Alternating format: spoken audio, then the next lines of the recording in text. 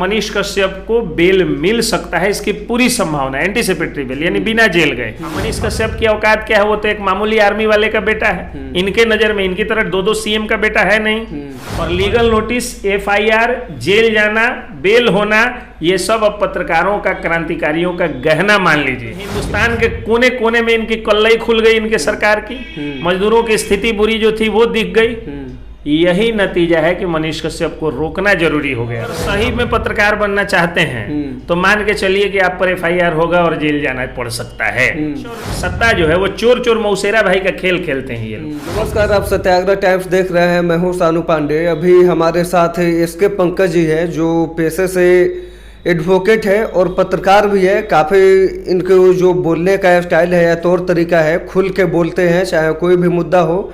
तो आज इनसे हम बात करने वाले हैं कि मनीष कश्यप पे जो बिहार सरकार द्वारा विभिन्न प्रकार की धाराएं लगाई गई हैं, तो वो सभी किस प्रकार की धाराएं हैं उसके बारे में बात करेंगे। उनसे कैसे उनको बेल मिल सकती है, क्या कानूनी कार्रवाई है, और ये पत्रकारों पे कब तक एफआईआर होता रहेगा, उनको टॉर्चर किया जाते रहेगा, इसी सब पे हम बात करेंगे।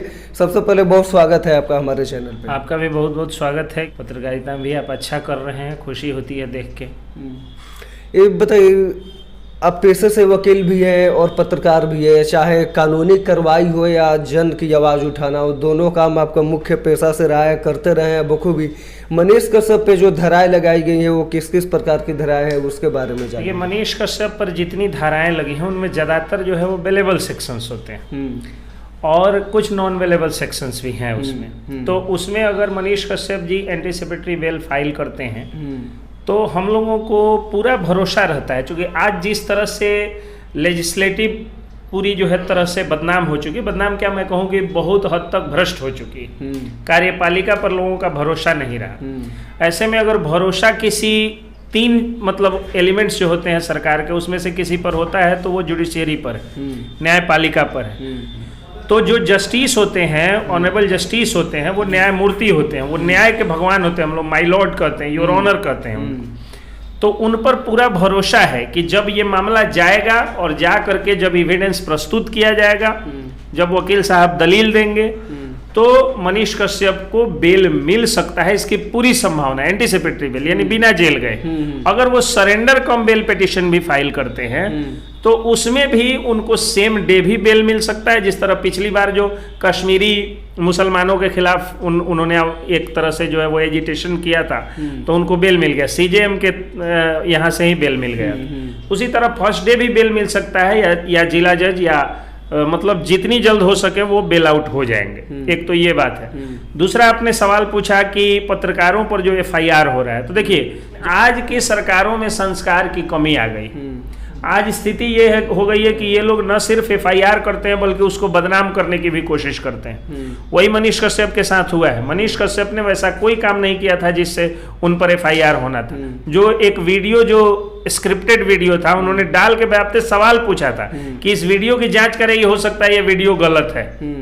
तो ये काम एक पत्रकार का होता है। कानूनी ढंग से पत्रकार सरकार से पूछ सकता है कि हाँ ये इस वीडियो पर मुझे संदेह है। बहुत सारे वीडियोज आप भी चलाते हैं, हम लोग चलाते हैं, कहते हैं कि हालांकि वायरल वीडियो की पुष्टि बॉर्डर न्यूज मिरर नहीं करता, सत्याग्रह टाइम्स नहीं करता। तो पुष्टि करने का काम सरकार के एलिमेंट्स का है, न कि वो चलाने के बाद उनको जेल भेज देने का, एफआईआर कर देने का काम है। मनीष कश्यप जो तमिलनाडु मामला होता है, सब कुछ हो जाता है, तमिलनाडु में जाते हैं, वहाँ पे ट्रेन से क्या करते हैं कि स्टेशन से एक वीडियो दिखा देते हैं कि किस तरह से बिहारी, यूपी जो भी है, खासतौर पर बिहार की कले, बिहार मजदूर किस तरह से जानवरों के जैसे ठूस ठूस के जा रहे हैं, रोजगार पे सवाल उठा देते हैं। तो क्या यही हो सकता है? जड़ में जो बात है वो जड़ में यही बात है। 1990 में जब लालू प्रसाद यादव आए थे, जब मुख्यमंत्री बने थे, तो उन्होंने खुद को गरीबों का मसीहा घोषित कर दिया था। तो गरीबों का मसीहा, और कहा था कि बिहार से गरीबी को खत्म कर देंगे। तो 15 साल वो रहे, 15 साल में गरीबी समाप्त नहीं हुई। उनका विरोध करके नीतीश कुमार आए, 15 साल वो भी रहे, उनसे भी गरीबी समाप्त नहीं हुई। बाद में पता चला कि 20 साल का टर्म पूरा करते करते नीतीश कुमार कई बार उनसे भी जाकर के मिल गए जिनका विरोध कर रहे थे, तो गरीबी समाप्त नहीं हुई। गिरमिटिया प्रथा जो शुरू हुई थी अंग्रेजों के टाइम से, वही स्थिति आज भी बनी हुई है। तो उसी स्थिति को मनीष कश्यप ने दिखा दिया। अब इस बार क्या था कि तेजस्वी यादव ने कहा था कि एकदम बिहार का, जैसे कि तेजस्वी यादव आएंगे और पूरे बिहार के सभी लोग एकदम से मतलब वो डीएम के पावर में आ जाएंगे, सबको रोजगार मिल जाएगा, 10 लाख सरकारी नौकरी देंगे, ये देंगे वो देंगे, बहुत सारे वादे कर दिए थे। अब वो बने नहीं मुख्यमंत्री, लेकिन संयोग से उनका झूठ सामने में आना था, इसलिए वो बन गए उप मुख्यमंत्री। अहम मंत्रालय उनके पास है, शिक्षा मंत्रालय जिसमें रोजगार 3 लाख शिक्षकों का रोजगार अटका हुआ है, 90,000 बहाली जो 7वें चरण में होनी थी वो बहाली अटकी हुई है, वो बहाली कर नहीं रहे हैं, 10 लाख का वादा था, अब ये हर तरह से फेल हो गए।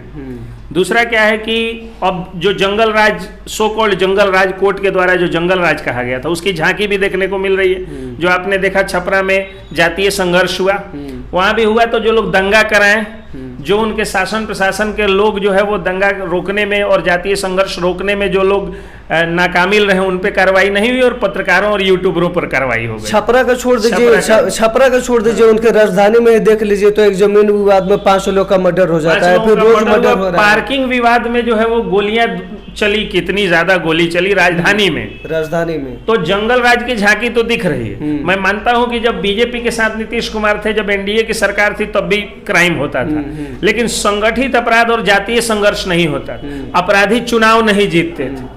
लेकिन आज देखिए ये सारी चीजें दिखने को मिल रही हैं, अपराधी फिर से टिकट की रेस में जो है वो रेस लगा रहे हैं, चुनाव जीत रहे हैं, चुनाव लड़ भी रहे हैं। ये झांकी है, जबकि ये डिप्टी सीएम है। अगर सीएम बन जाए तो पता चलेगा कि कम से कम बिहार में 200 विधायक अपराधी तत्व तो जरूर दिखेगा आपको। तो ये मैं नहीं कर रहा हूं, जंगल राज कोर्ट ने कहा था उनको। तो हर तरह से क्राइम बढ़ा हुआ है, संगठित अपराध बढ़ा हुआ है इनके राज्य में, रोजगार मिला नहीं, और ये मजदूरों की स्थिति दिखा दी है, बुरी स्थिति। मजदूर इनके वोटर्स हैं, गरीबों के नेता हैं ये लोग। हालांकि अलग बात है कि सीबीआई और ईडी जब छापेमारी करती है तो पता चलता है कि किलो के किलो सोना उनके पत्नी के नाम पर और माताजी के नाम पर है, तो उनकी गरीबी भी दिखती है जब छापेमारी होती है। गरीबों के ये लोग नेता, और गरीबों की जो स्थिति है वो दिखा दिए मनीष कश्यप जाके। 1 घंटा में मिलियंस व्यूज हो गया। अब तेजस्वी यादव से दुगना इनका फॉलोअर है केवल फेसबुक पे, अलग अलग प्लेटफॉर्म्स पे। हिंदुस्तान में सबसे ज्यादा फॉलोड होने वाले जो है वो पत्रकार है मनीष कश्यप। तो हिंदुस्तान के कोने कोने में इनकी कल्लई खुल गई इनके सरकार की, मजदूरों की स्थिति बुरी जो थी वो दिख गई। यही नतीजा है कि मनीष कश्यप को रोकना जरूरी हो गया था। अब मनीष कश्यप की औकात क्या है, वो तो एक मामूली आर्मी वाले का बेटा है इनके नजर में, इनकी तरह 2-2 सीएम का बेटा है नहीं। और आर्मी जिसके वजह से ये लोग सुरक्षित हैं, उसकी कितनी इज्जत ये लोग करते हैं वो आप राधा मोहन गिरी, उनकी पुलिस जो है राधा मोहन गिरी पर करके बता दी है। तो बस यही दिक्कत है कि एक गरीब का बेटा, एक आम आदमी का बेटा, एक मामूली सिपाही सूबेदार का बेटा कैसे देश के एक मामूली रक्षक, उनके नजर में, मेरे लिए तो वो भगवान के समान, लेकिन उनके नजर में मामूली रक्षक का बेटा कैसे 2-2 सीएम के बेटा को चैलेंज दे देगा, उसकी सरकार को चैलेंज दे। इसलिए आवाज रोकी गई। आवाज रोकने का काम कोई आज से नहीं हो रहा। घूस नहीं लीजिएगा तो जाहिर सी बात है आप पर लीगल नोटिस आएगा। आप नहीं झुकिएगा तो मनीष कश्यप की तरह आप पर FIR होगा, और लीगल नोटिस, FIR, जेल जाना, बेल होना, ये सब अब पत्रकारों का, क्रांतिकारियों का गहना मान लीजिए, क्योंकि सत्ता अहंकारी हो चुकी है। आम आदमी को दबाया जाएगा, तो जितना ज्यादा आपको दबाया जा रहा है, जितना ज्यादा आप पर केस हो रहा है, अगर आप पत्रकार हैं, आप क्रांतिकारी हैं, आप समाज सेवी हैं, आप RTI कार्यकर्ता हैं, तो ये आपका गहना है। इसको जो है वो बदनामी के रूप में नहीं लेना है। अच्छा देखिए, मनीष कश्यप को कुछ लोग अपराधी बता रहे हैं, तो अपराधी बता रहे हैं तो अपराध की किन किन धाराओं में उन पर केस दर्ज है? 353 का केस है ज्यादातर। तो 353 वो धारा है जो लगभग सारे क्रांतिवीरों पर लगी। 376 का तो नहीं है, 302 का नहीं है, इस तरह के जघन्य अपराधों में नहीं है। और अगर हो भी जाता है ना, हमारे एक जो है वो करीबी जर्नलिस्ट हैं, कल उनसे भेंट हुई थी, उस पर तो 376 का फर्जी मुकदमा दायर किया गया था।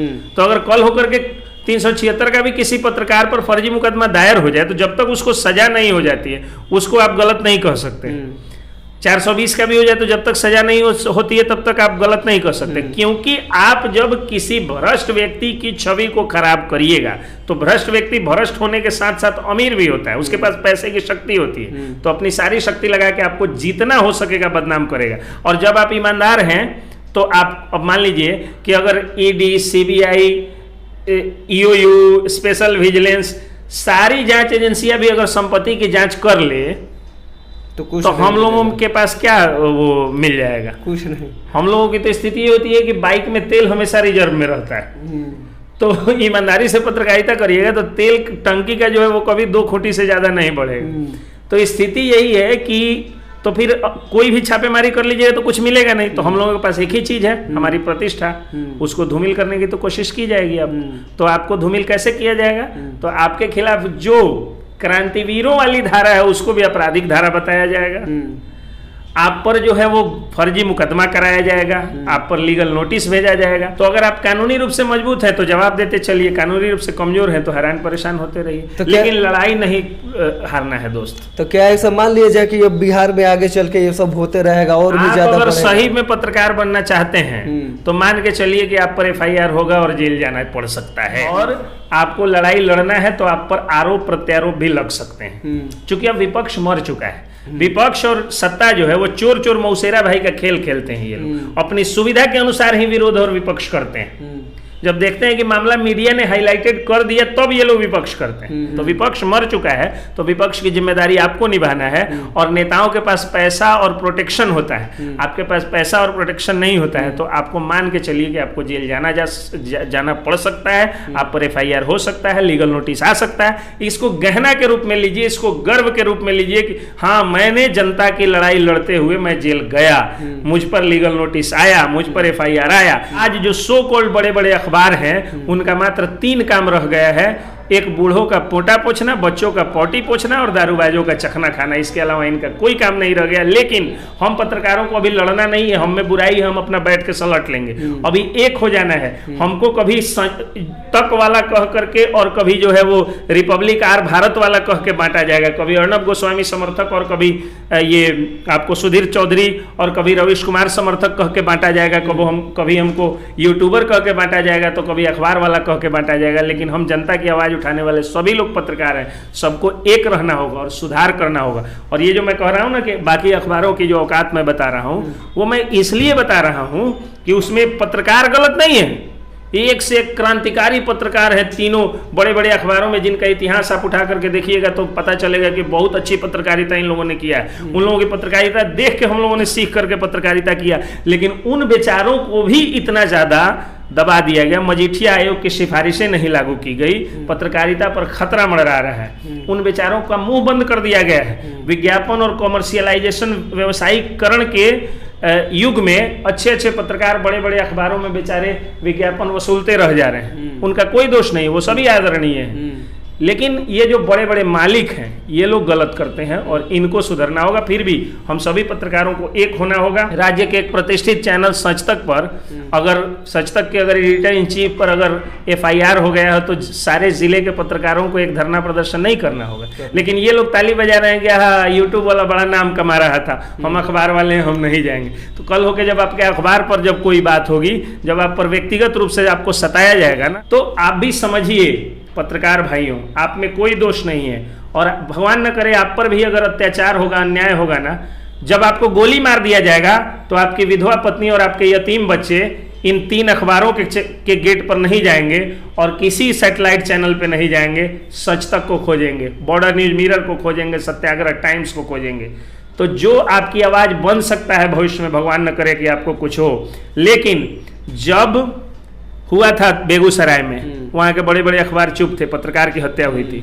यही यूट्यूब वाले जिनको आप कह करके मजाक उड़ाते हैं, यूट्यूब वाले, हम नहीं उड़ाते हैं। हालांकि हम यूट्यूब वाले नहीं, हमारे नई वाले हैं, हम डिग्री वाले भी हैं, लेकिन हम मजाक नहीं, हम इनको सम्मान देते हैं। तो आप भी सम्मान देना सीख जाइए इनको और पत्रकारिता को आपस में बांटिए मत, एक हो जाइए। क्योंकि आपकी आवाज यही लोग बनेंगे जिनको आप आज इज्जत नहीं देना चाहते हैं। हालांकि ये जलन है, ये भी मैं बताता हूँ, ये जलन है। आपका व्यूअर्स इतना ज्यादा हो जा रहा है, यूट्यूब और फेसबुक वाले पत्रकारों को इतना लोग देख ले रहे हैं और इनका अखबार का किसी कोना पे कभी चखना खाते हुए किसी की नजर पड़ती है, नहीं तो ये लोग फोटो खींच के अपने फेसबुक पे डालते हैं तो अब नजर पड़ती है। तो इनकी मजबूरी है, जलन होगी। लेकिन जलन नहीं करना है भाइयों, आप हाथ मिलाइए। और आपका छोटा भाई का अगर लहजा बोलने का गलत है तो उसको सही कर दीजिए, आप ट्रेनिंग दे दीजिए, सिखा दीजिए, जलन मत करिए। अभी हमारे साथ एसके पंकज थे, जिनके आप बहुत सारा बात ऐसा सुने कि किस तरह से यूट्यूब पत्रकारों में भी अगर कहीं ना कहीं उनमें गठजोड़ नहीं है, कहीं ना कहीं वो भी एक दूसरे के विपक्ष में थोड़ा बहुत रहते ही हैं, और इसका जीता जागता सबूत अभी आपको देखने को मिल रहा है। कई लोग खुश हैं तो कई लोग समर्थन में हैं। बाकी आगे जो तमिलनाडु मामला पे जो FIR हुआ है मनीष कश्यप या जो भी अन्य पत्रकार है, और इसके भी हम लोग इंतजार कर रहे हैं कि अभी जो सरकारी जांच का जो आदेश आने वाला है वो फाइनली क्या आता है। उसके बाद में ये सारी खबरें पे आपको अपडेट देते रहेंगे। आप सत्याग्रह टाइम्स देख रहे हैं, मैं हूँ सानू पांडे। बहुत बहुत धन्यवाद।